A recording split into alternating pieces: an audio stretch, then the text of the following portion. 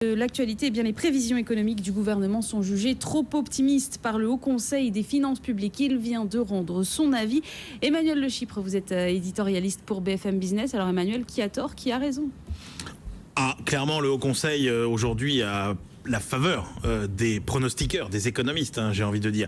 Il est clair que compte tenu de ce qu'on sait déjà sur 2013, un mauvais début d'année, notamment en termes de consommation, des entreprises qui hésitent à investir, qui sont attentistes, il est probable que 2013 se terminera plutôt par une baisse de l'activité, sans doute autour de 0,5%. On entrera donc tout frein serré dans... Et là, si on veut vraiment avoir les 1,2% du gouvernement, il faudrait qu'on ait au moins 0,3 ou 0,4% de croissance au cours de chaque trimestre de 2014. C'est à ces rythmes-là qu'on était sorti des récessions de 1993 et de 2009. Le problème, c'est que le contexte est radicalement différent. La situation des entreprises est beaucoup plus difficile. L'environnement international est beaucoup plus difficile. L'environnement budgétaire aussi.